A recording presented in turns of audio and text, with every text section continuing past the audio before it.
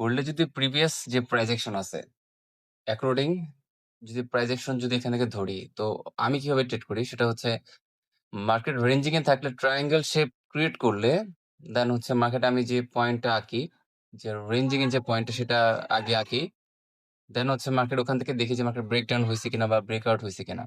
একটা জিনিস লক্ষ্য করার আছে যেটা আমি অলওয়েজ সবসময় গ্রুপে আপনাদেরকে দেখাই।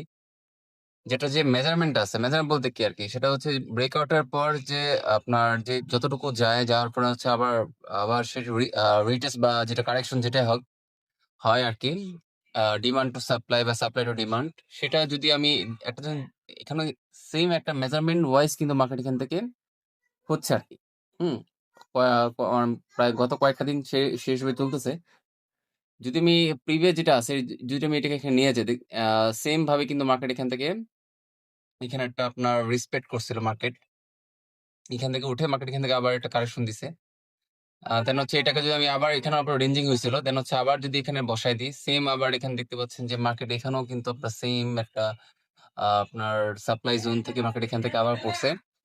আর হচ্ছে দেন হচ্ছে মার্কেট কিন্তু এখানে আরেকটা হইছে, আ মার্কেট এখানে রেঞ্জিং হইছে বাট সেটা হচ্ছে ডাউন এর দিকে। তো ডাউন এর দিকে যদি আমি এটা ধরি, সেম ভাবে যদি এটা ধরি আমি, তো দেখা যাচ্ছে মার্কেট এখান থেকেও এখানে কিন্তু আপনার ডিমান্ড নেওয়ার পর মার্কেট এখান থেকে আবার আপ মোমেন্টাম হইছে।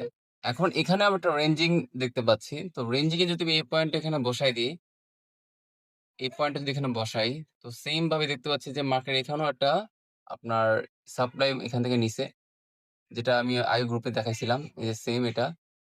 এখানেও একটা মার্কেট সাপ্লাই নেওয়ার পর মার্কেট এখান থেকে আবার রেঞ্জিং শুরু করছে। তো এখন ওভারঅল মার্কেট এখান থেকে একটা ব্রেকডাউন দেখতে পাচ্ছি। তো ব্রেকডাউনটা যদি আমি এখানে আবার এখানে করি, তো যদি আমি এটাকে এখানে দেখাই, তো দেখতে পাচ্ছি যে মার্কেটের ব্রেকডাউন ওয়াইজ যে মেজারমেন্টটা আছে, সেম সেই মেজারমেন্ট ওয়াইজ মার্কেট এখানে ৪,৪০০ পর্যন্ত দেখতে পাচ্ছি আরকি। আর ৪,৪০০ কিন্তু একটা ভালো একটা ট্রেড লাইন এর সাপোর্ট এখানে আছে। হুম? এখন সবসময় তো আর এই মেজারমেন্ট ওয়াইজ চলবে না। তো এখানে প্রাইস অ্যাকশন ওয়াইজ মার্কেট এখান থেকে আপনার আম আরো অন্য কিছু দেখায় মার্কেট এখানে উঠতে পারে। দেন হচ্ছে এই ব্রেকডাউন যেটা হইছে সেটার 50% পর্যন্ত এখানে আসতে পারে। সেটা হচ্ছে ৪,৫০০। হ্যাঁ? ৪,৫০০ এটা ভালো একটা জোন। এখান থেকে মার্কেট এখান থেকে রেসপেক্ট করে সাপোর্ট ক্রিয়েট ৪ ঘন্টা সাপোর্ট ক্রিয়েট করলে এখান থেকে মার্কেট এখান থেকে আবার সেই একটা আপ মোমেন্টাম হইতে পারে। এখন যদি মার্কেট এখানে আপ মোমেন্টাম হয়, নেক্সট টার্গেট থাকে হচ্ছে ৪,৭০০ বা ৪,৮০০।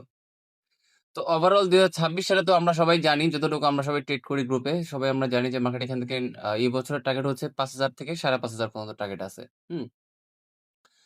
তো এর মধ্যে মার্কেট কারেকশন হবে, ভালো কারেকশন দিবে, আবার আপ মোমেন্টাম হবে। এটাই তো মার্কেটের রুলস। তো সেই হিসেবে এখানে প্রাইস অ্যাকশন দেখে করতে হবে। এভিডেন্স দিয়ে করলে গোল্ড একটু সময় দিলে এখান থেকে ভালো একটা মুভমেন্ট ক্রিয়েট করা যায়। যেহেতু আমি লং ট্রেড করতে পছন্দ করি, সেক্ষেত্রে আমার স্টাইল এরকম। যারা স্ক্যালপিং হয় তাদের কথাই আলাদা। তো ওভারঅল আজকে মার্কেট ডাউন এ থাকতে পারে। আ আরো নিচে নামতে পারে আশা করতেছি। দেখা যাক কি হয়।